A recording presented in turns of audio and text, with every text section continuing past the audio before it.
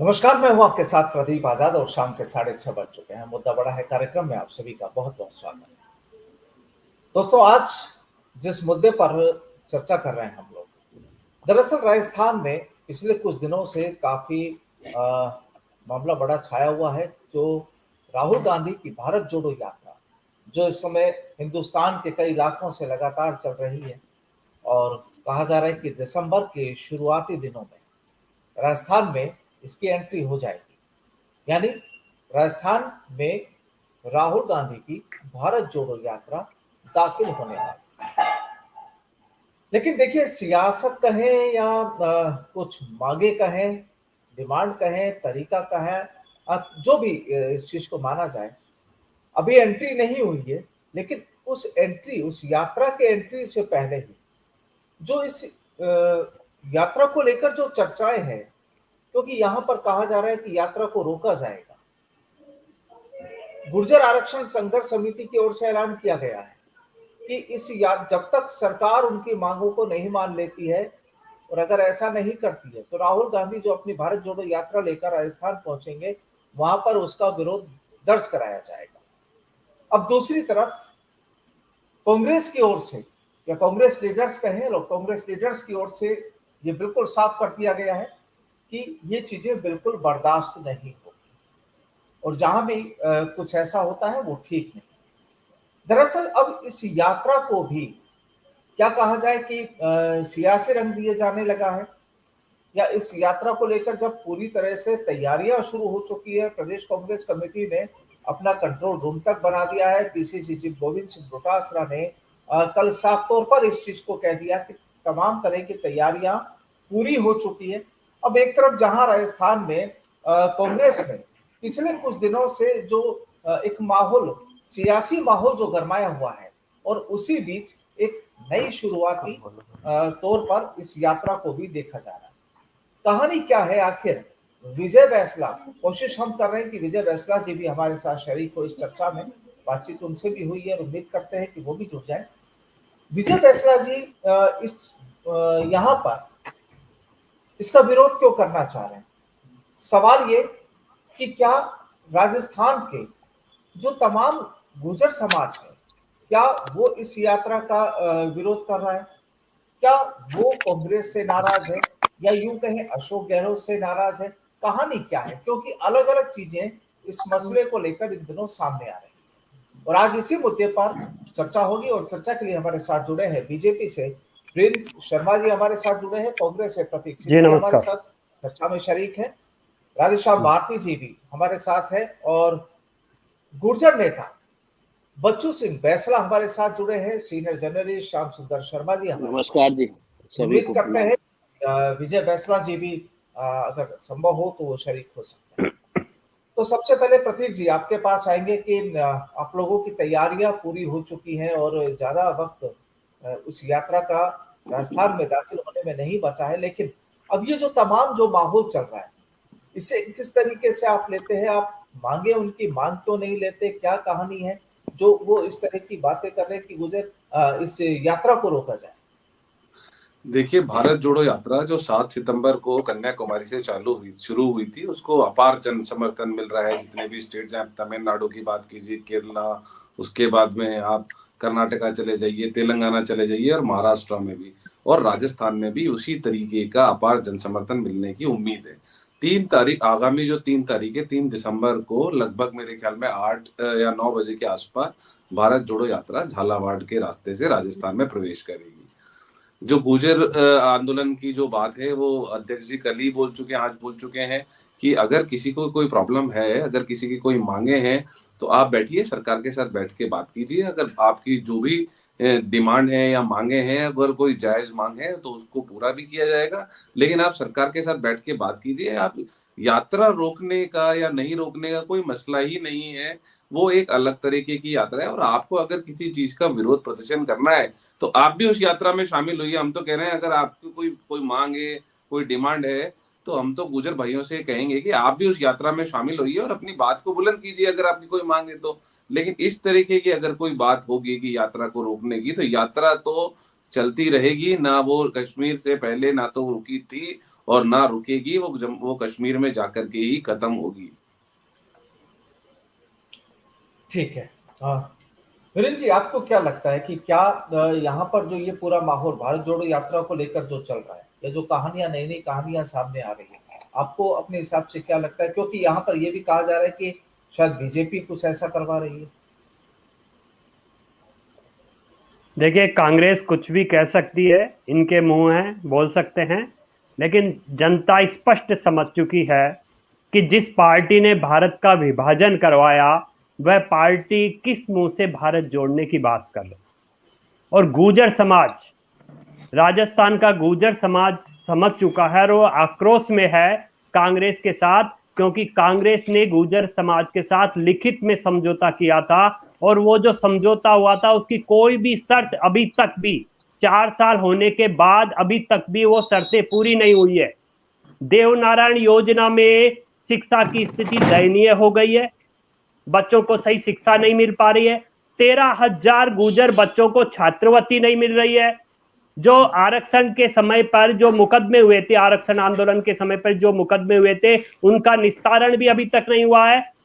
तो कोई भी ऐसा जो लिखित समझौता इनके बीच हुआ, कांग्रेस और गुर्जरों के बीच जो हुआ, उनमें किसी भी शर्त को अभी तक पूरा नहीं किया गया है। और मैं समझता हूं कि गुर्जर समाज इसी के लिए इनके खिलाफ आक्रोश में है। और निश्चित रूप से मैं मानता हूं केवल गुर्जर समाज ही नहीं, पूरी राजस्थान की जनता कांग्रेस के इस कुशासन से त्रस्त है। वह इस यात्रा के माध्यम से अपना विरोध, इस यात्रा में अपना विरोध प्रदर्शन करेगी और गुर्जर समाज उसका नेतृत्व है, उस विरोध प्रदर्शन का कर सकता है। जो आक्रोश है राजस्थान की जनता में, गुर्जर समाज में, निश्चित रूप से इस यात्रा के दौरान देखने को मिलेगा। और केवल समाज ही नहीं, इनके मंत्री, विधायक, कांग्रेस के नेता स्वयं भी इस यात्रा का विरोध करेंगे।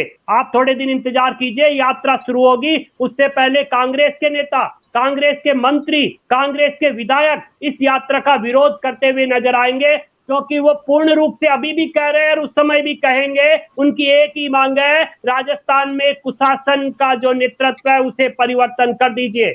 आप ये देखिए कि आज राजस्थान में कांग्रेस जो सरकार बनी है उसमें पूर्वी राजस्थान का महत्वपूर्ण योगदान है, लेकिन इस कांग्रेस की सरकार ने पूर्वी राजस्थान को गर्त में धकेल दिया है। वहां कोई भी ऐसी योजना नहीं है जो साकार हुई हो। वहां की जनता की दैनिक जो क्रियाकलाप है उनको बेहतर बनाने के लिए इस सरकार ने कोई कार्य नहीं किए। बड़े बड़े आज सचिन पायलट को कहना पड़ रहा है कि यह सरकार अपने कार्यकलापों को, अपनी योजनाओं को धरातल पर लेकर आए।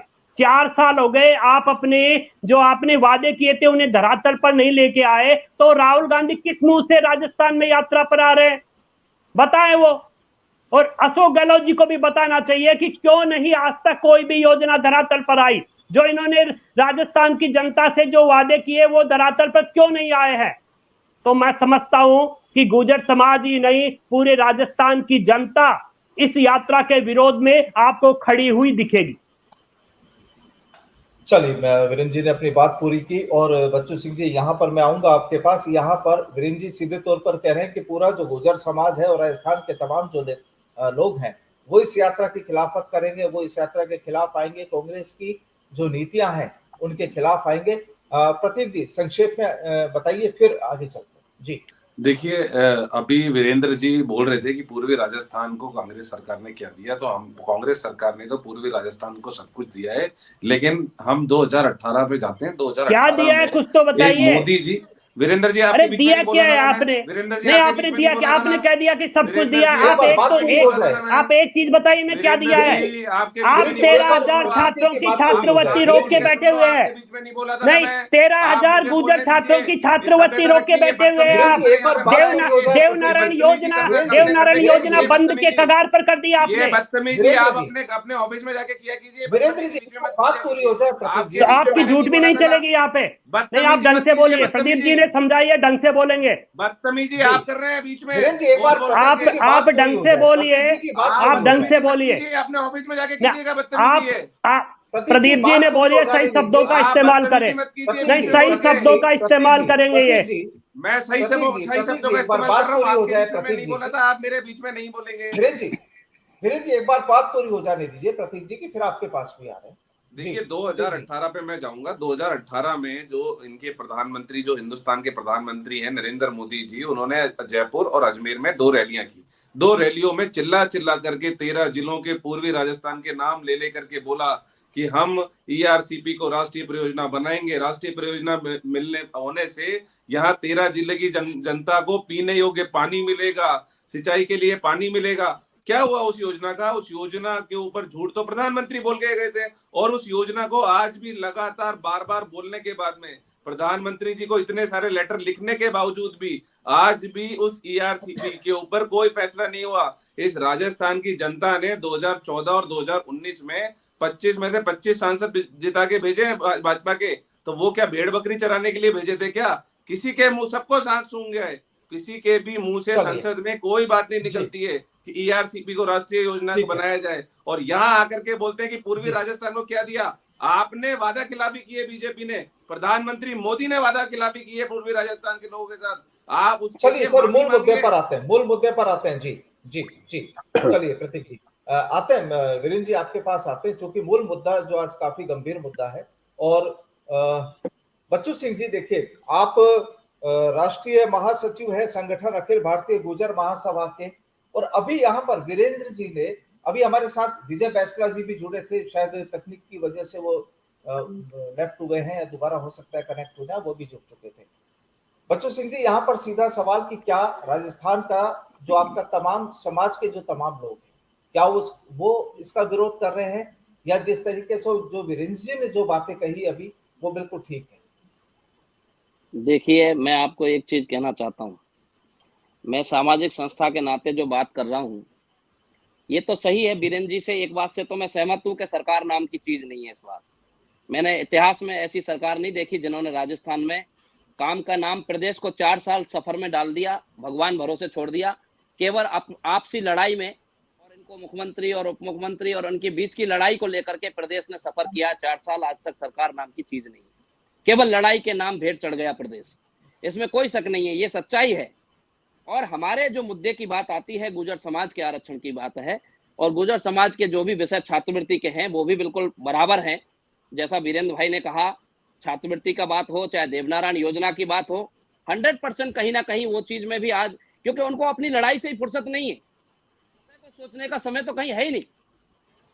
रही बात भारत जोड़ो यात्रा की, चाहे भारत जोड़ो यात्रा हो चाहे कोई और यात्रा हो, हमें उस यात्रा से कोई लेना देना नहीं है। भारतीय गुर्जर महासभा के राष्ट्रीय महासचिव के नाते मैं कहना चाहता हूं कि हमारे समाज की जाजम ने, प्रदेश के चारों दिशाओं के लोगों ने ये निर्णय, इस यात्रा से हमारा कोई जो है सरोकार नहीं है कि हमारी तरफ से वो कौन यात्रा कर रहा है, कौन क्या कर रहा है। व्यक्ति विशेष का फैसला हो सकता है विरोध का, समाज ने, पूरे राजस्थान की गुर्जर समाज की जाजम ने पूरी ने तय नहीं किया कि हमको किसी की यात्रा का विरोध करना है।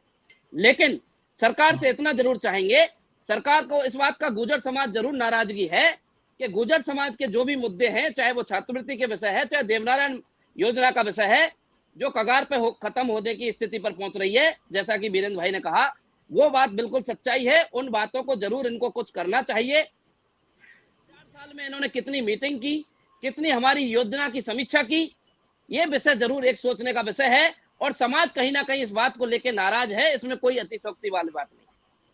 लेकिन अखिल भारतीय गुर्जर महासभा के नाते हमारी कोई भी इस विषय पर भारत जोड़ो यात्रा का विरोध करने की कोई हमारे विषय में नहीं है, और हमारी कोई इस विषय में हमारा कोई लेना देना नहीं है। कोई कौन सी यात्रा करे, कोई सी यात्रा करे, लेकिन समाज जवाब जरूर देगा जो हमारे साथ, समाज के साथ छलावा हुआ है। यानी बच्चू सिंह जी यहाँ पर ये चीज कह रहे हैं कि जो मुद्दे हैं वो तो वाजिब है, वो तो ठीक है, लेकिन यहाँ पर जो यात्रा रोकने वाली बात है उसमें आप लोग शामिल नहीं, बिल्कुल नहीं। और मैं ही नहीं प्रदीप भाई, राजस्थान के पूरब से पश्चिम और उत्तर से दक्षिण तक कोई भी व्यक्ति, जो काफी समाज के बहुत सारे लोग हैं, सामाजिक संगठन हैं, हर समाज में जैसे संगठन होते हैं, अपने समाजों में भी संगठन है, परमानेंट बॉडी है अखिल भारतीय गुर्जर महासभा। हम लोगों ने इस विषय में कोई भी निर्णय नहीं लिया है, और ना ही इस निर्णय से हमारा कोई सरोकार है। हम इसमें बिल्कुल शामिल नहीं है। हमारी कल 20 नवंबर को जयपुर में मीटिंग होने वाली है प्रदेश कार्यकारिणी की, अखिल भारतीय गुर्जर महासभा की। हमारे एजेंडे हैं, समाज के सरोकार के विषय हैं, 3 एजेंडे हैं। हमारा अगला राष्ट्रीय अधिवेशन दिसंबर के फर्स्ट वीक में राजस्थान की धरती में होने जा रहा है, और हमारा चेतना रथ यात्रा भी जनवरी में नए साल में 2023 में हम निकालने जा रहे हैं। उन विषयों के ऊपर उसकी क्रियान्विति किस तरह की जाए और समाज के साथ जो धोखे हुए हैं, समाज के साथ जो वादे जिन्होंने किए हैं और उन वादों पे उन्होंने सरकार ने उनका कोई खड़ा उतरने का काम नहीं किया है, उनके लाइन पर महासभा जरूर निर्णय लेने जा रही है। और हमारा किस तरह से उनका जो है तरीका होगा कि इनको हम किस तरह से इनसे निपटने का काम करें, उस लाइन पे महासभा अपना निर्णय जरूर लेने जा रही है। चलिए भारती जी। देखिए प्रदीप जी, राजस्थान में गुर्जर जाटों के बाद सबसे ज्यादा गुर्जर मतदाताओं की संख्या है, सेकंड नंबर की सबसे बड़ी जाति है। तो उसका मान सम्मान रखना और उनकी जायज जो मांगे हैं, जो सरकार ने जो समझौते किए, उसके हिसाब से उन मांगों को पूरा करना तो देखिए सरकार का दायित्व है, इसमें कोई गलत नहीं है। आज वो मांग कर रहे हैं तो इसमें कहीं गलत नहीं है।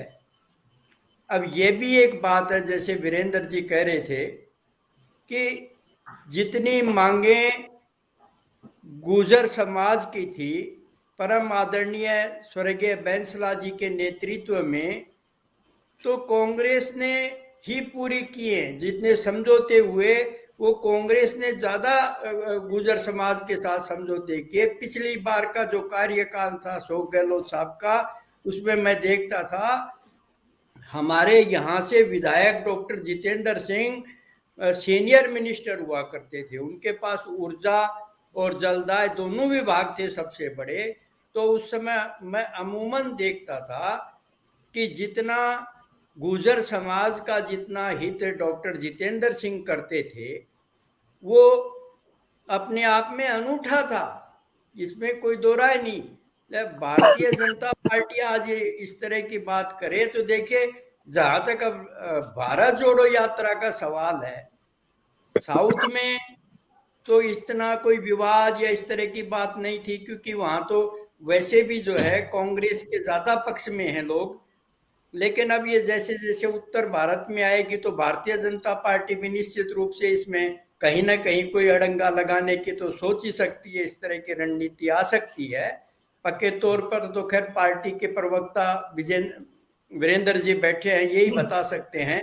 अब मैं आपको बताना चाहूंगा कि हमारे खेतरी से आज एक सेकंड, मैं खेतरी से आज हमारे अपने उपराष्ट्रपति जी ने विवेकानंद संदेश यात्रा को हरी झंडी दिखाई है।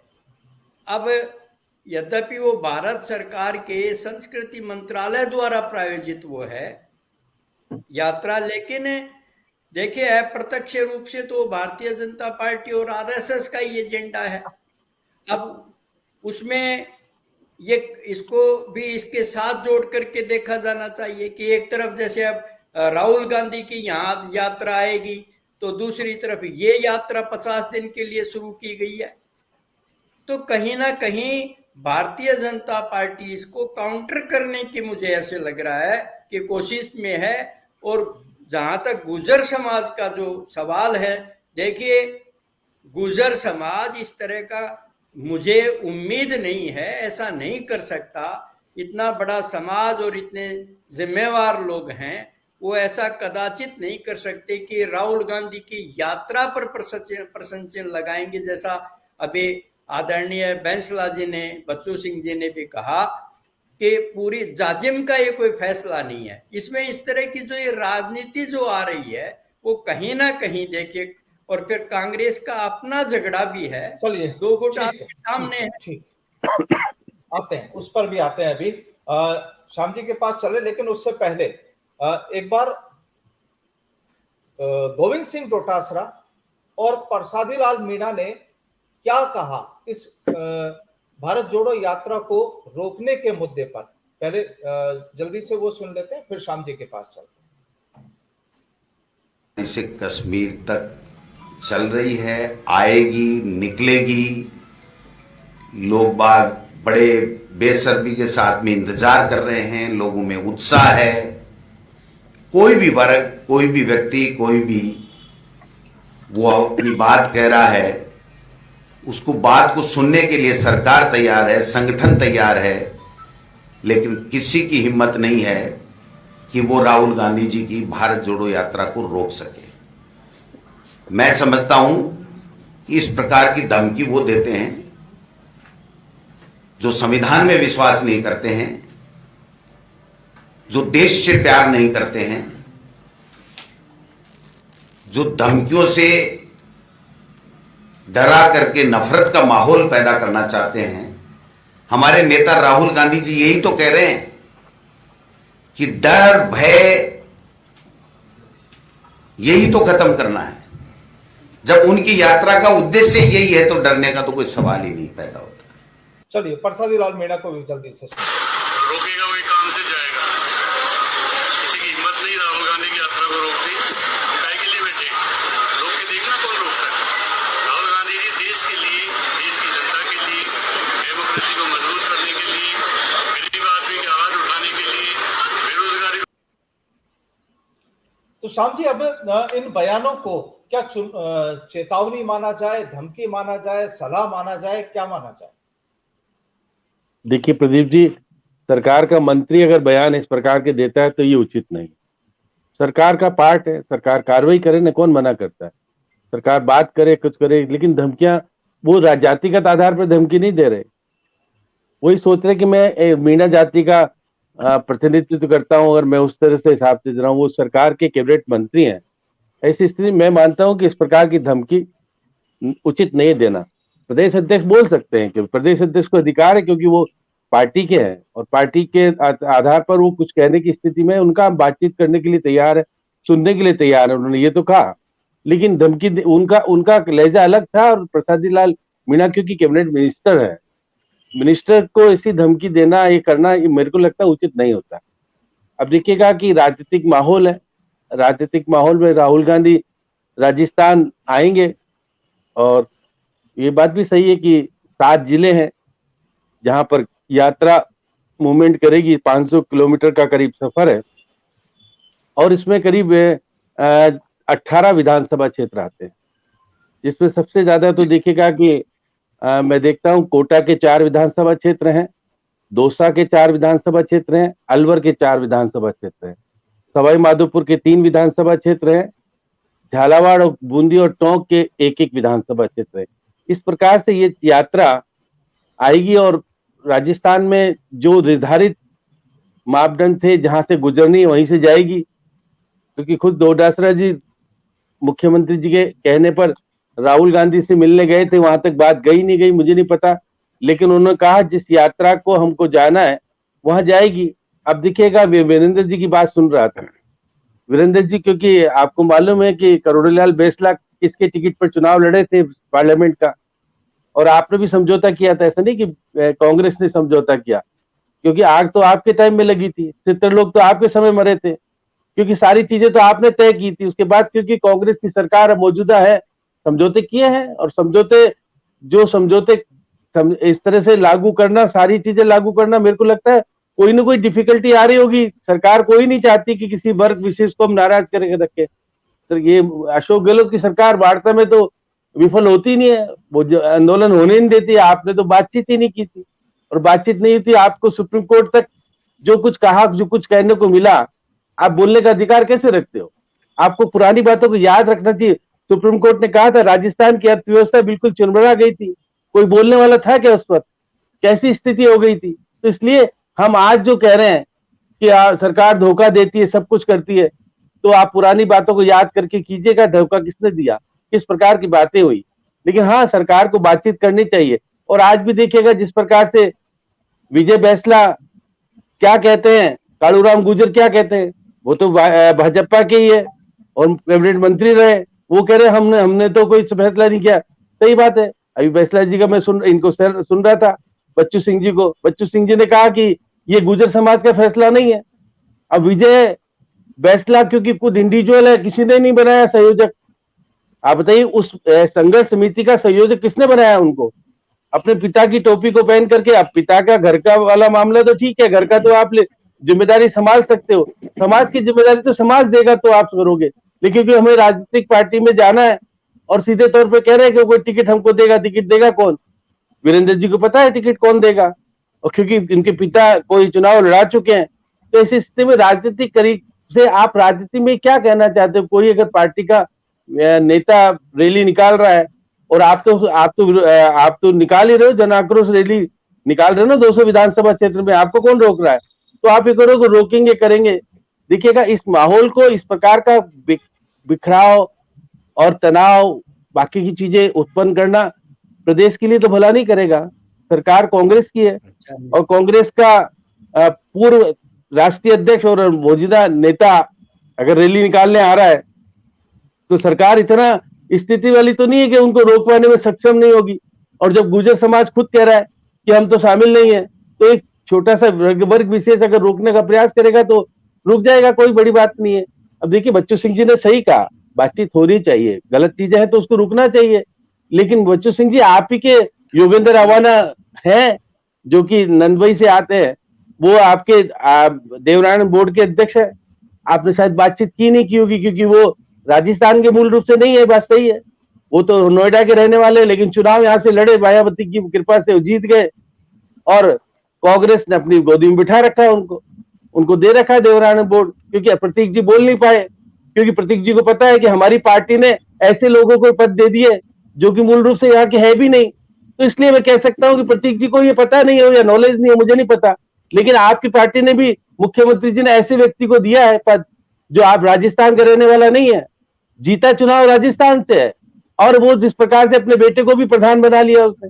तो देखिएगा एक समाज में अपना स्थान बनाने के लिए बाहरी लोग आकर के बस जाए और सरकार में आपका नेतृत्व दे दो क्योंकि आपको पार्टी को बचाना है। इसलिए मुख्यमंत्री जी को निर्णय कुछ ऐसे कर दिए जो आपकी पार्टी के लिए दुखदायी बनेंगे आने वाले समय में। और चुनाव जब होगा, बैसाखियों के सारे जो खड़े हो वो चुनौती देने के लिए खड़े हैं। अब देखिए अगर राहुल गांधी की यात्रा आएगी और जिस क्षेत्र में जा रही है, मीणा और गुर्जर समाज का क्षेत्र है, निश्चित रूप से दोनों, अभी देखिए जो टाइम था वो SC ST का आरक्षण मांगा था गुर्जरों ने, जो द्वंद्व हुआ और जो कुछ घटना देखने को मिली, मैं भी बच्चू सिंह जी उस घटना का गवाह हूं, आप भी होंगे, वो किस तरह की स्थिति बनी थी। फिर आप बैकफुट पे हो गए, फिर आपने नई मांग शुरू कर दी।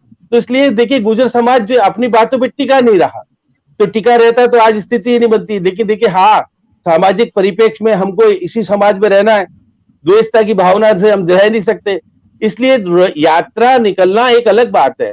वो अपनी पार्टी का कार्यक्रम कर रहे हैं और वो पार्टी के कार्यक्रम की जगह वो तो कह रहे हैं कि मैंने कांग्रेस की विचारधारा को देश में ले जा रहा हूं, क्योंकि उन्होंने कांग्रेस का निशान क्या झंडा हाथ में नहीं ले रखा, वो तिरंगा झंडा लेके चल रहे हैं। एक बड़ी बात है कि तिरंगा झंडे को आप आदर दे रहे हो और उस तिरंगे के झंडे को जो जिम्मेदारी देने वाला था वो मुख्यमंत्री बगावत कर गया।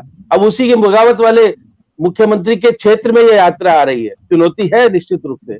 और जिस प्रकार की स्थितियां कांग्रेस के सामने बनी हुई है, वो निश्चित रूप से आने वाले समय में क्या कुछ करके दिखाएगी मुझे नहीं पता, लेकिन जिस प्रकार से प्रभारी की बातचीत आ रही है सामने और बहुत सारी चीजें आ रही है, और गोविंद सिंह डोटासरा ने आज तो वार रूम भी खोल दिया है, कंट्रोल रूम भी खोला है कांग्रेस कार्यालय में, और एक समिति भी बनाई है इन्होंने, जिससे कि जिसमें राहुल गांधी की यात्रा को कंट्रोल करने के लिए सचिन पायलट को भी रखा है, सबको रखा है। तो इससे है कि कोशिश होगी कि एकता का सूत्र बंद करके दिखाया जाए, और ये यात्रा जिस प्रकार से जिस बेल्ट में होके जाएगी, ERCP का मामला निश्चित रूप से आएगा सामने। ERCP का मामला तो पता है कि जब बीजेपी नहीं, मैं कह रहा कि बीजेपी को जब आपने वोट ही नहीं देने दिए प्रतीक जी, तो फिर प्रधानमंत्री जी किस विश्वास पे आपको दें, और जब एक दी थी शीला वो भी चली गई। तो इसलिए आप बिल्कुल सफाया कर दो, फिर आप कहोगे ERCP हमको दे दो। तो ये तो देखो राजनीतिक परिप्रेक्ष्य में तो वोटों के आधार पर तो, और आप भी कुछ कर नहीं रहे हो, पैसा तो दे दिया, खर्च नहीं कर रहे हो। 9,600 करोड़ रुपए आपने दिया था, कितना खर्च हुआ? 400 करोड़ खर्च नहीं हुआ प्रतीक जी। शाम जी आता हूँ जी, बिल्कुल। एक बार बच्चू सिंह जी संक्षेप में, फिर वीरेंद्र जी के पास। बिल्कुल मैं कहना चाहता हूँ, सर्वप्रथम तो जो राजस्थान सरकार के काबीना मंत्री हैं, कैबिनेट मंत्री हैं, वो किसी एक जाति का नहीं होता। मंत्री संवैधानिक पद पर है, 36 कौम का मंत्री होता है, जो श्याम जी भाई साहब ने अभी में कहा। और पार्टी के प्रदेश अध्यक्ष डोटासरा जी के बारे में भी कहता हूँ। पहले तो इन दोनों के बयानों की मैं घोर निंदा करता हूं। ऐसी इस संविधान में और इस देश प्रदेश में इस तरह की बात बिल्कुल स्वीकार नहीं है। वो कह रहे हैं कि धमकी कौन दे रहा है, लेकिन मैं कह रहा हूं कि शायद उन्होंने तो धमकी दी या नहीं दी, लेकिन धमकी के लहजे में इन दोनों मंत्री और प्रदेश के अध्यक्ष ने जो बात बोली है वो कतई स्वीकार नहीं है। और गुर्जर समाज को ये विषय अच्छा नहीं लगा है। आपकी पार्टी की तरह से आपको बात बोलने का तरीका होता है, संविधान में आपका भी विश्वास है, हमारा भी विश्वास है, लेकिन आपने ये बात बोली है वो बिल्कुल धमकी के स्टाइल में बोली है, ये बिल्कुल कतई स्वीकार्य नहीं है और इनकी मैं घोर निंदा करता हूं। दूसरी बात, श्याम जी भाई साहब ने कहा कि गुर्जर समाज ने उसको एसबीसी या एमबीसी के रूप में स्वीकार किया। अखिल भारतीय गुर्जर महासभा 1908 की संस्था है श्याम जी भाई साहब, और 1908 की संस्था ने केवल और केवल अखिल भारतीय गुर्जर महासभा ने, जब तक आरक्षण संघर्ष समिति का जन्म नहीं हुआ था, अखिल भारतीय गुर्जर महासभा ने हिमाचल और जम्मू कश्मीर हिंदुस्तान के 2 राज्यों में एसटी का आरक्षण प्राप्त किया है। और अखिल भारतीय गुर्जर महासभा ने, आप जितने पुराने बयान रिकॉर्ड आप देखेंगे तो मूल मांग अखिल भारतीय गुर्जर महासभा की एसटी थी। और कर्नल बैसला को भी अपॉइंट बाई अखिल भारतीय गुर्जर महासभा संघर्ष समिति का मुखिया बनाया गया था। 2006 आपके होटल खासा कोठी जयपुर में ही उनको कमान दी गई थी इसी महासभा के द्वारा, जिसका मैं आई विटनेस में स्वयं साक्षात में मौजूद था एज ए राष्ट्रीय सचिव अखिल भारतीय गुर्जर महासभा के हैसियत से। लेकिन सरकारों ने जो हमको, जो आप कह रहे हैं, हम मूल मांग कर्नल साहब भी हमारी एसटी की लेकर ही चले थे, लेकिन हमको जो एमबीसी और एसबीसी के रूप में जो अंतरिम रिलीफ के रूप में लाके खड़ा किया था, ये हमको सरकारों की देन थी, ये गुर्जर समाज की देन नहीं थी। और गुर्जर समाज इस मांग पर कतई बिल्कुल तैयार नहीं था, लेकिन समाज संविधान में देश प्रदेश की शांति और अमन चैन में विश्वास करता है, इसलिए उन्होंने अंतरिम राहत के रूप में स्वीकार किया था एसबीसी और एमबीसी को, जो सरकारों ने अपना अपना नाम दिया, किसी ने एमबीसी दिया तो किसी ने एसबीसी दिया, लेकिन गुर्जर समाज की मूल मांग एसटी थी और एसटी को लेके चले थे। रही दूसरी बात, जो विषय आता है कि ये चीज क्लियर है कि समाज हमारा बिल्कुल संविधान में भरोसा करता है, प्रदेश में चैन अमन की हमेशा साथ देने के लिए तैयार रहता है, लेकिन जब मजबूर कर देते हैं किसी व्यक्ति को, और ये जो राजनीतिक चाल जो फेंकी जा रही है हमारी तरफ, वो राजनीतिक चाल में ही ये बयानों का एक परिणाम है। जो राजस्थान के प्रदेश अध्यक्ष और एक काबीना मंत्री जो बोल रहे हैं, वो आग में घी का काम कर रहे हैं, जिससे समाज बौखलाए। समाज बौखलाने के ही बयान है, तो हमें समझना पड़ेगा। और मेरी कौम का बच्चा बच्चा अंतिम पंक्ति पे बैठा हुआ इस बात को भली भांति समझ रहा है कि ये लोग क्या बोल रहे हैं, इस आग में घी डालने का काम क्यों कर रहे हैं, क्यों इस कौम को जगाना चाहते हैं, क्यों इस कौम के अंदर एक जो है आप जोश भरना चाहते हैं इस तरह के बयान देके। लेकिन मेरी कौम बहुत समझदार है इस विषय पर। अब हमको कैसे बदला लेना है, उसका बदला हम हमारे तरीके से लेंगे, किसी के बहकावे में नहीं आएंगे, किसी के कहने से नहीं चलेंगे। महासभा ने पूरा निर्णय लिया है, कोई एक व्यक्ति डिसीजन करने की अहमियत नहीं होती पूरे समाज में। समाज की जाजम 36 कौम के संगठन समाज की एक रूपता पर उस डिमांड के साथ हैं, उन बिंदुओं के साथ हैं जिन बिंदुओं की बात होनी चाहिए, और उसको सरकार को पूरा करना चाहिए। उस बात को हम सरकार से ईंट बजाने के लिए हर समय तत्पर हैं, लेकिन भारत जोड़ो यात्रा का जो विरोधवादी विषय है वो हमारे संज्ञान में नहीं है और उसमें हम शामिल नहीं हैं। ठीक है। वीरेंद्र जी, देवनारायण बोर्ड के बारे में देखो बच्चू सिंह जी, देवनारायण बोर्ड तो आप ही के व्यक्ति के पास सुपुर्द गया है, वो क्यों नहीं करा था? मैं श्याम जी भाई साहब से उस विषय पर भी मैं प्रकाश डालना चाहता हूँ। देवनारायण बोर्ड का विषय राजस्थान की धरती से जमुना लाल, कोई भी मेरी कौम का बच्चा हो सकता था। मैं कभी किसी एक व्यक्ति की बात नहीं करता, समाज का कोई भी व्यक्ति हो सकता था, लेकिन राजस्थान की धरती से जन्मा होता। उनको देवनारायण की ए नहीं पता है, उनको देवनारायण की बी पता नहीं है। केवल सरकार ने अपना काम साधने के लिए कौम का ऐसा देवनारायण बोर्ड, जो हमारा इष्ट देव है, मध्य प्रदेश और राजस्थान में देवनारायण को सबसे ज्यादा पूजा जाता है। यूपी में तो देवनारायण भगवान के बारे में कोई अगर उनसे पूछा जाए कि देवनारायण भगवान का पूरा इतिहास बता दो, तो वो कुछ भी नहीं बता पाएंगे। लेकिन ये सरकार को मैं सीधा दोषी खड़ा करता हूँ, अशोक गहलोत को मैं इसमें दोषी साबित करता हूँ कि उन्होंने ऐसे व्यक्ति को जो उत्तर प्रदेश की धरती से आया और मेरे समाज का देवनारायण बोर्ड का ठेका उनको दे दिया, जो राजस्थान के देवनारायण बोर्ड के विषय में कुछ समझता ही नहीं। लेकिन फिर भी मैंने कहा, मैंने एक बार जब मौका मिला, मुझे बोला कि जोगिंदर अवाना जी, माननीय विधायक महोदय, आप उत्तर प्रदेश की धरती से राजस्थान की धरती में आपने अपना इतिहास बनाया है। आपने राजस्थान से बाहर के प्रदेश में तो आप कभी कुछ पद पे नहीं आए, लेकिन राजस्थान में आपको विधायक बनने का सौभाग्य मिला है। और उस सौभाग्य के कारण अशोक गहलोत जी, राजस्थान के मुख्यमंत्री, ने आपको ये देवनारायण बोर्ड की कमान दी है। अगर समाज को कुछ कर सको तो सही मायने में धरातल पे कुछ करना, अन्यथा वो दिन दूर नहीं है कि आपको भी समाज का कोप का भाजन बनना पड़ेगा। चलिए वीरेंद्र जी सर। जी प्रदीप जी।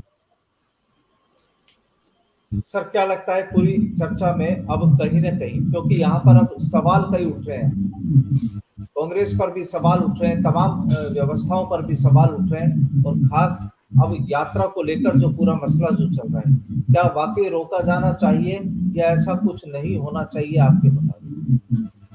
देखिए, यह निर्णय तो वो लोग करेंगे जो आक्रोशित हैं, यहाँ की जनता करेगी या गुर्जर समाज जिन्होंने कहा है वो करेंगे कि क्या करना चाहिए क्या नहीं। लेकिन मैं इतना जरूर कहना चाहूंगा कि गोविंद डोटासरा जी ने कहा कि भय और डर का माहौल, भैया राजस्थान में भय और डर का माहौल तो आपकी सरकार ने बनाया है, कानून की बिगड़ती हुई व्यवस्था ने बनाया है, जहां सिर काटे जा रहे हैं इस वजह से डर और भय का माहौल है, उसे दूर कीजिए ना।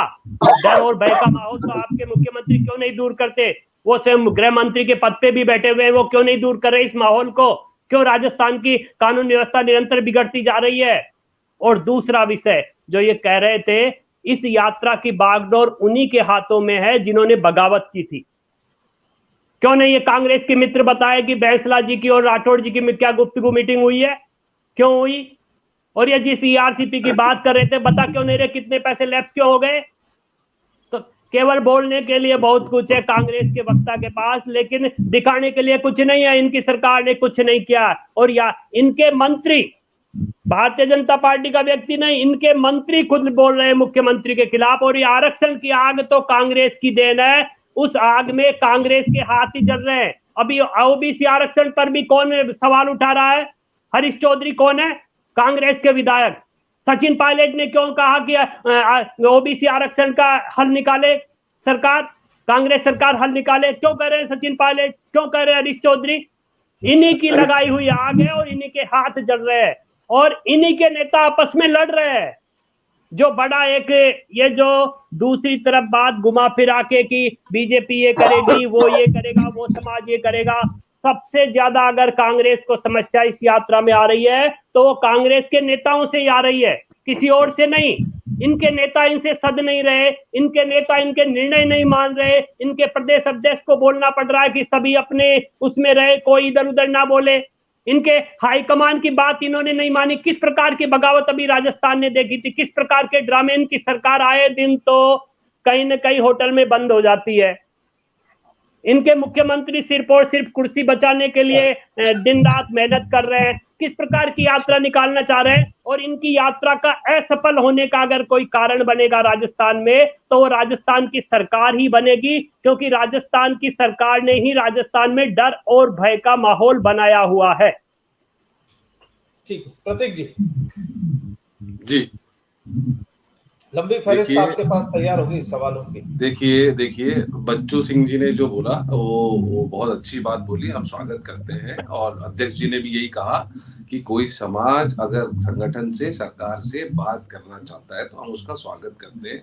और बच्चू जी की इस बात का भी मैं स्वागत करता हूं कि संपूर्ण गुर्जर समाज ने भारत जोड़ो यात्रा को रोकने का फैसला नहीं किया है। ये कुछ एक लोग हैं जिनका इनके संगठन से कोई लेना देना नहीं है, तो हम गुर्जर समाज का स्वागत करते हैं इस बात के लिए। और हम तो चाहते हैं कि अगर आपकी कोई मांग है, आप सरकार से मिलिए, मुख्यमंत्री जी से मिलिए, मंत्री से मिलिए, प्रदेश अध्यक्ष जी से मिलिए, और आपकी मांग को लेकर के राहुल गांधी जी के साथ चलिए ना भारत जोड़ो यात्रा के अंदर।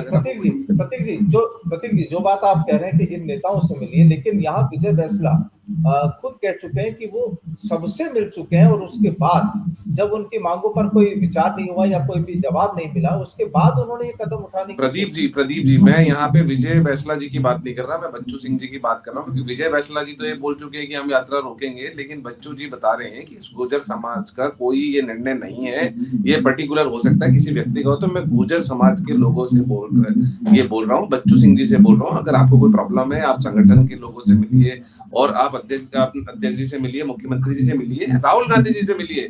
राहुल गांधी जी के साथ में उस यात्रा में शामिल हुई है। अगर आपकी कोई बात है तो आप उसको वहां पे उठाइए। अब दूसरी बात, वीरेंद्र जी की बात पे है, तो वीरेंद्र जी बोल रहे हैं ईआरसीपी का पैसा। ईआरसीपी के ऊपर प्रधानमंत्री जी 2018 में क्या कह के गए थे, ये सर्वविदित है, सारे वीडियोस हैं, उसको बोलने की कोई जरूरत ही नहीं है। उन्होंने बोला था, 13 जिलों के नाम लिए थे एक एक करके सारा सब कुछ बताया था कि वहां पे पीने का जल मिलेगा, सिंचाई योग्य जल मिलेगा। क्या हुआ उस बात पे? कुछ भी नहीं हुआ। और ये जो बात कह रहे थे कि सिर कटे राजस्थान में, तो जिन लोगों ने सिर काटे वो किसके कार्यकर्ता निकले? भाजपा के। उसके खिलाफ जांच हुई क्या? आज तक कोई जांच नहीं हुई उसके खिलाफ। अरे सरकार आपकी है, जांच कीजिए ना। उनकी उनकी उनकी उनकी एनआईए के पास जांच है ना, एनआईए बताएगी। वो तो एनआईए बताएगी ना। उनका गुलाब जो कटारिया जी हैं उनके साथ क्या रिश्ता है, वो तो एनआईए बताएगी। वो केस तो एनआईए के पास में है ना। क्या हुआ उसका? ज्ञानदेव आहूजा जी का आपने वीडियो देखा था, जो कह रहे थे कि जाइए मार दीजिए, हमने तो अपने लोगों को खुला छोड़ रखा है। उसके ऊपर कुछ बोलेंगे क्या वीरेंद्र जी? बोला था कि नहीं बोला था? बोलेंगे सामने है कि नहीं है? आप तो राजस्थान में जो बिगड़ी कानून व्यवस्था उस पे बोलिए। बिगाड़ने का काम है वो। सर मुद्दे पर 1 लास्ट बात और बोलूंगा प्रदीप जी, जो ये बोल रहे थे कि जी देखिए, अगर कोई बात हो रही है, अगर कोई बात, अगर सरकार जब चलती है तो कुछ अच्छे काम होते हैं, कुछ काम नहीं होते हैं, रुक जाते हैं, अवरुद्ध हो जाते हैं। तो उसके अंदर अगर हमारे मंत्री या हमारे पूर्व उप मुख्यमंत्री या पूर्व अध्यक्ष कोई बात को उठा रहे हैं, वैसे तो वो बात अपोजिशन को उठानी चाहिए, लेकिन अपोजिशन तो क्या खुद लड़ने में सोया हुआ है। तो लोकतंत्र के अंदर हमारे मंत्री और हमारे पूर्व अध्यक्ष कोई बात कह रहे हैं तो बात सुनी जाएगी, उस बात का सॉल्यूशन होगा। इनको प्रॉब्लम मुझे तो समझ में नहीं आ रहा है। बात इनको बीजेपी भाई जो बगावत हुई या नहीं हुई वो कांग्रेस का मैटर है, वो बीजेपी का तो मैटर ही नहीं है। मैटर बीजेपी का क्या है कि मेघवाल जी बोलते हैं कि उगते सूरज को सलाम कीजिए, गिरते हुए सूरज को मत कीजिए। सतीश पूनिया जी उगते हुए सूरज है और वसुंधरा राजे जी गिरता हुआ सूरज है। तो आपके वहां पे क्या बात चल रही है? वीरेंद्र जी मुद्दे पर संक्षेप मुद्दे पे मैं सिर्फ यही पूछना चाहता हूँ कि पुष्कर में कांग्रेस नेताओं का गुर्जर नेताओं ने किस प्रकार स्वागत किया था, वो बता दे। पुष्कर में किसके ऊपर जूते फेंके गए थे, बताओ।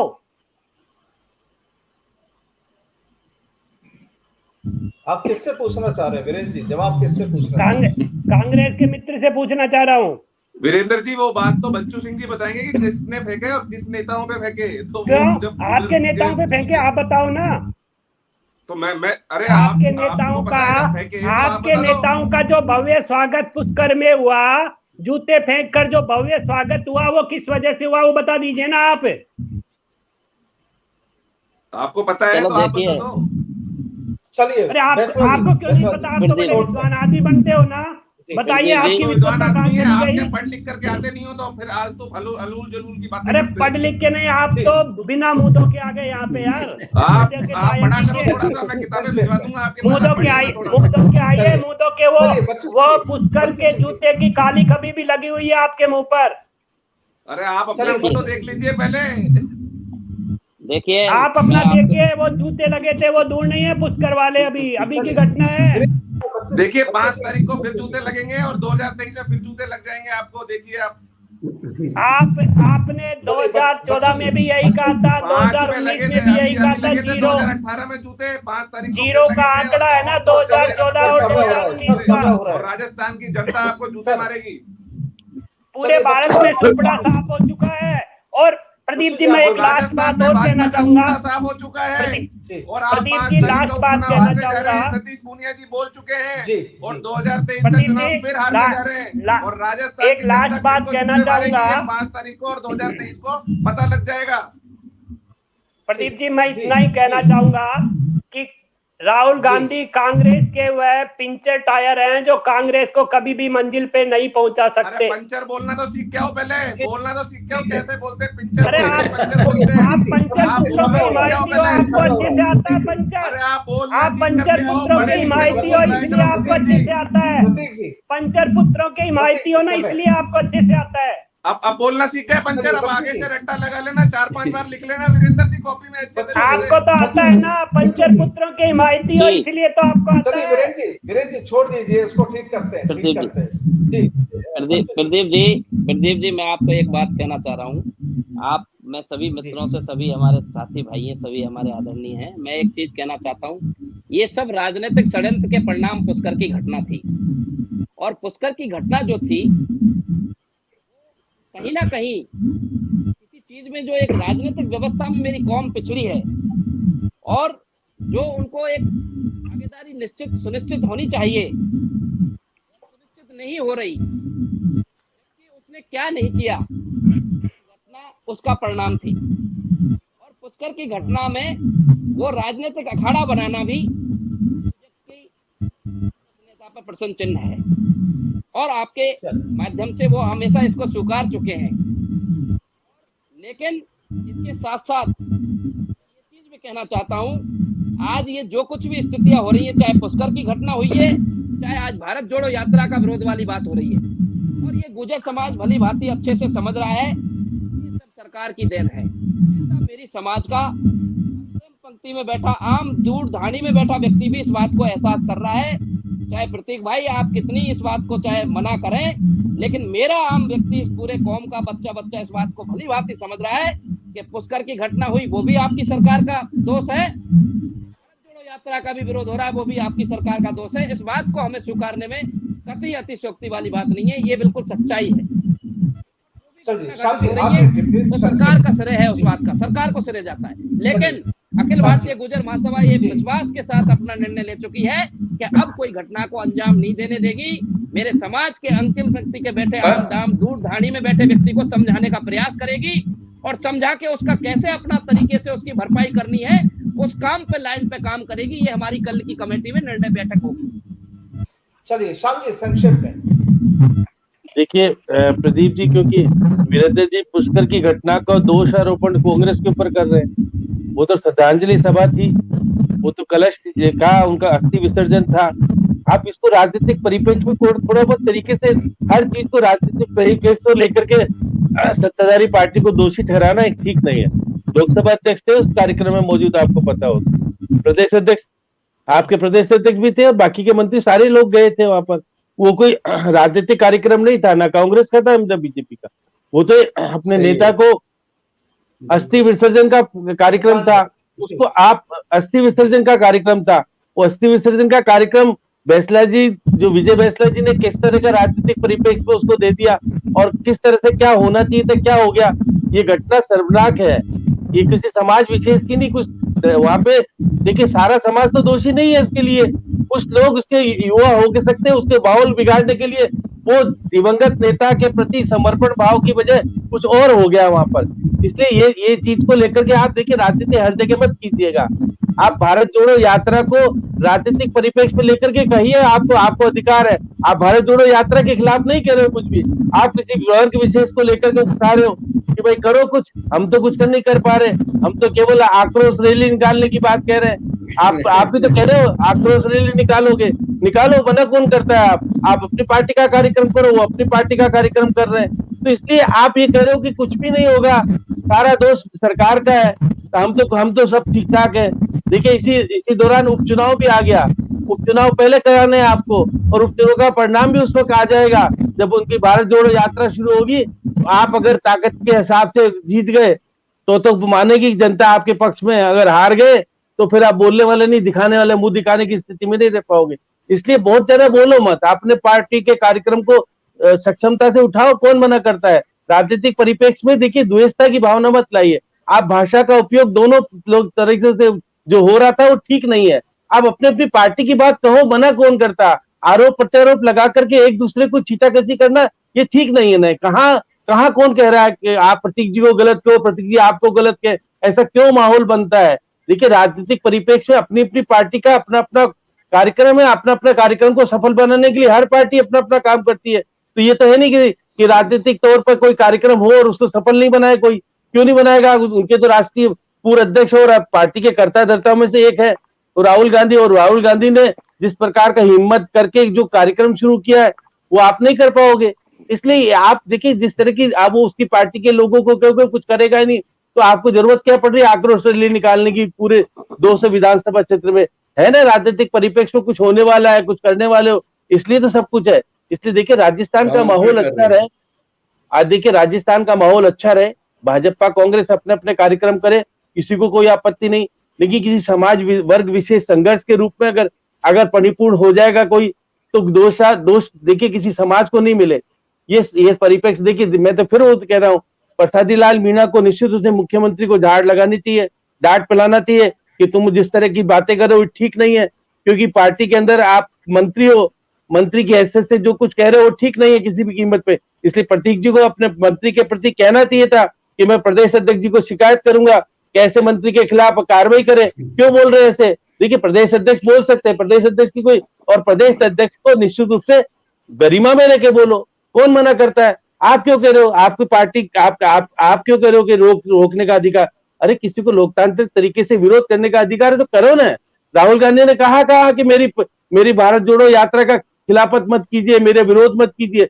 करना तो करिए ना, लोकतांत्रिक तरीके से आप कीजिए, वो बात सुनेंगे आपकी। अगर सरकार की कमियां है तो सरकार को कहने की स्थिति में है ना, राहुल गांधी निर्देश देने की स्थिति में है अपने मुख्यमंत्री को। तो आप क्यों चिंता कर रहे हो? पहले से कह रहे हो साहब कुछ होने वाला है, हम तो सुनेंगे ही नहीं बात, किसी कुछ करेंगे नहीं। आप अगर कोशिश है तो बातचीत कीजिए ना विजय बैंसला को बुला करके, क्योंकि देखिए कोर्ट के माध्यम से फैसले वापस लिए जाते हैं, आपको पता है ना। अभी मैं विधानसभा में जब चर्चा हो रही थी, गुलाब चंद कटारिया ने कहा था कि देखिए हत्या के मुकदमे और जिस प्रकार के मुकदमे उसको वापस नहीं ले सकते हो। सुप्रीम कोर्ट ने कुछ गाइडलाइन तय कर रखी है, तो सरकार की स्थिति कैसे है कि सारी बातें को मान लेगी? नहीं मान पाएगी। इसलिए आप कह रहे हो कि हमारी सारी मांगे पूरी कर लो, नहीं कर सकते ना। कोई कानूनी प्रक्रिया है, सारी चीजें हैं, उसको आप कैसे कर सकते हो? इसलिए ओबीसी वाला मुद्दा है, ओबीसी वाला मुद्दा भी देखिए, परिपत्र किसने जारी किया था? वसुंधरा जी ने जारी किया था 17 अप्रैल 2018 को। तो आपका परिपत्र ने तो बवाल मचा रखा है, और उस परिपत्र के कारण जो युवा है, जो देखिएगा ओबीसी में बहुत सारी जाति आती है, केवल जाट समाज ही नहीं आता। इसलिए वो जो नौकरी करके आया है उसको दोबारा आप नौकरी देने की बात कर रहे हो, और जो युवा 31 साल 32 साल मेहनत करता है उसको नौकरी नहीं मिल पा रही है, तो विरोध अलग तरह का है। इसलिए आप उस परिप्रेक्ष्य में आप भी कम से कम जो बातों को, सही बातों को कहने का हिम्मत दिखिए वीरेंद्र जी। आप आरोप प्रत्यारोप मत लगाइए, आप तथ्यात्मक रूप से प्रतीक जी के ऊपर सवाल खड़े कीजिए। प्रतीक जी सवाल का जवाब देंगे, नहीं देंगे तो वो पार्टी में जाके कहेंगे क्या कहेंगे। अगर आप इस तरह की बातें करके मुंह धो के आइए, मुंह मत धो के आइए, क्या है ये क्या? अरे मेरी बात सुनिए, आप तैयारी करके आया करो। ये मुंह धोने वाली बात, मुंह नहीं धोने वाली बातें इस डिबेट में आकर के क्यों इस तरह गिराते हो अपना? नहीं, ये गलत, मेरे को आज अच्छा नहीं लगा। देखिएगा वीरेंद्र जी, मेरी बात सुन लीजिए, आप सुन लीजिए। अरे आप तथ्यात्मक रूप से बोलिए, आपको कोई रोकने वाला नहीं है। आप गलत सुनिए वीरेंद्र जी, जरा सुन लीजिए वीरेंद्र जी, जरा सुन लीजिए। आप तथ्यों के आधार पर विरोध, आप भी सुनिए ना। राजस्थान की चिंताजनक हालत पे क्यों नहीं बोलते? मैंने कब मना किया? मैंने क्यों नहीं बोलते आप? मैंने आपको ये नहीं कहा कि आप मत बोलिए। मैंने कभी नहीं कहा कानून व्यवस्था ठीक है या नहीं है।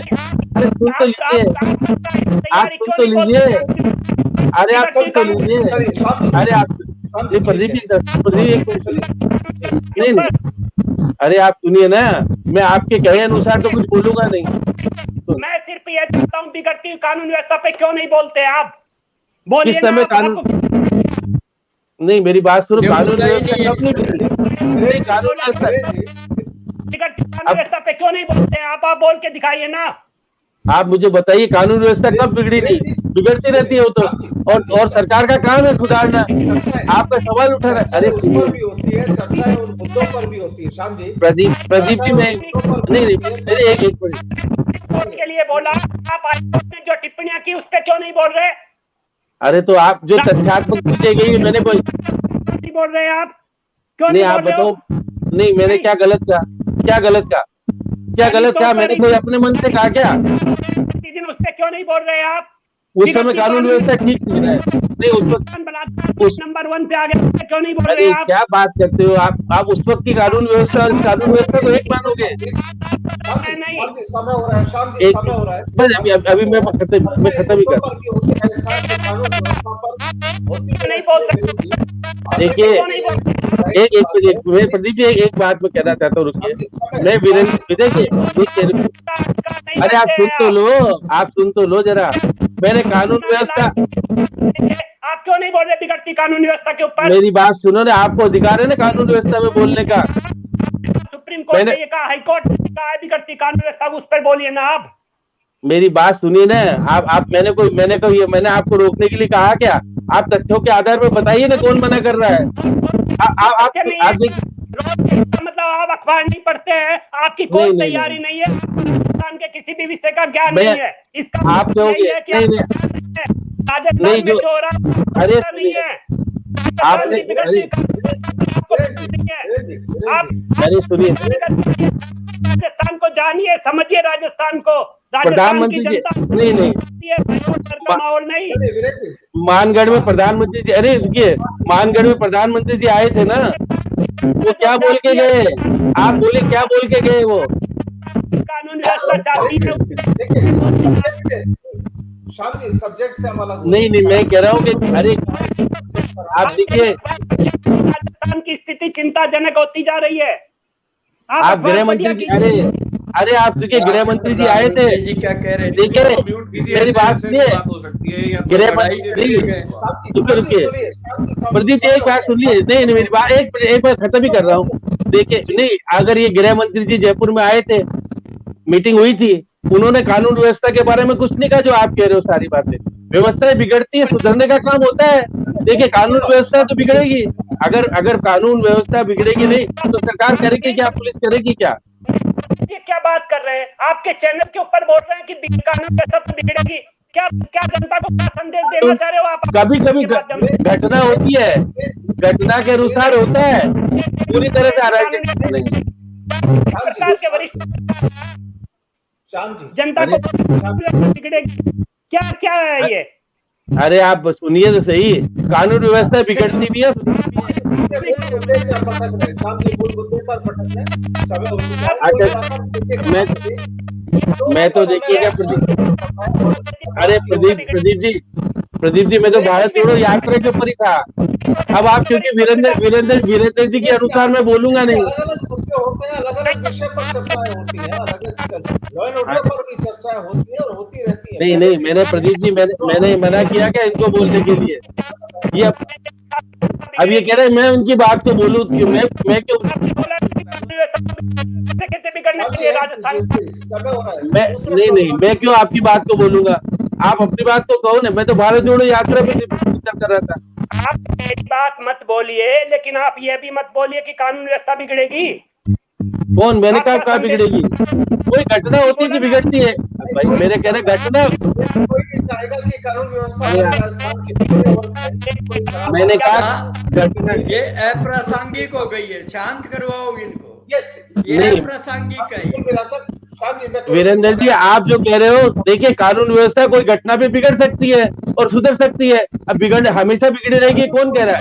ये आपके कहने से बोल दूं क्या? गलत बात है। श्याम जी अलग सब्जेक्ट हो गया, श्याम जी अलग सब्जेक्ट। मूल मुद्दे पर बात, श्याम जी मूल मुद्दे पर बात। अब ये भारत जोड़ो यात्रा पे तो बात ही नहीं करना चाह रहे। ये तो अपनी बात कह करके कहना चाह रहे भारत जोड़ो यात्रा करो मत। आक्रोश रैली की बात बता दो ना, आक्रोश रैली क्या तैयारी कर रहे हो आप? अरे आक्रोश रैली वाली बात बता दो ना। किसी ने मना किया भारत जोड़ो किया या भारतीय जनता पार्टी ने कहीं विरोध किया? इतनी यात्रा हो चुकी, कहीं विरोध किया भारतीय जनता पार्टी ने? तो आप अपने मन से कुछ भी बोले जाएंगे। मैंने तो नहीं बोला, मैं क्या बोला? आपने बोला ना, आपने बोल दिया कि राजस्थान में कानून व्यवस्था बिगड़ेगी, कुछ भी बोल दोगे आप? नहीं मैंने तो नहीं बोला बिगड़ेगी, घटना के साथ बिगड़ती है। अरे घटना के साथ बिगड़ती है। अरे ये आप गलत बात कर रहे हो। नहीं सीधी सी ये कि अब राहुल गांधी की इस भारत जोड़ो यात्रा को लेकर जो पूरा मसला उठ रहा है, जो सरकार से जो मांग की गई है, या तो वो पूरी की जाए, जैसा कि विजय बैसला का सीधा कहना है। यहाँ पर सवाल जो नेताओं के जो बयान आए उनके सवालों पर, उस पर भी सवाल उठे हैं, ऑब्जेक्शन उस पर भी हुआ है, तमाम चीजें हैं। सरकार अगर मांगे मान लेती है और अगर जायज मांगे हैं तो सवाल बड़ा ये भी है कि जो मांगे हैं उन पर चर्चा क्यों नहीं हो पा रही सरकार से, मांगे मान क्यों नहीं ली जाती? जो भी हो, कम से कम एक जगह बैठकर अगर कोई रास्ता निकले, और जाहिर सी बात है कि कोई भी नहीं चाहेगा कि हमारे राजस्थान की कोई कानून व्यवस्था बिगड़े, माहौल बिगड़े, या कोई जातिवाद का कोई मामला यहाँ पर फंसे, क्योंकि राजस्थान बहुत शांति प्रदेश है। सरकारें किसी की भी हो, बीजेपी हो, कांग्रेस हो, किसी की भी सरकार हो, और यहाँ का हर बाशिंदा, हर व्यक्ति चाहता यही है कि सुख, चैन, अमन राजस्थान में हमेशा चलता रहे और कहीं भी इस तरह की कोई बातचीत ना हो। बहरहाल बहुत बहुत शुक्रिया वीरेंद्र जी, भारती जी, प्रतीक जी हमारे साथ जुड़ने के लिए, शाम जी और बैसला साहब। नमस्कार। थैंक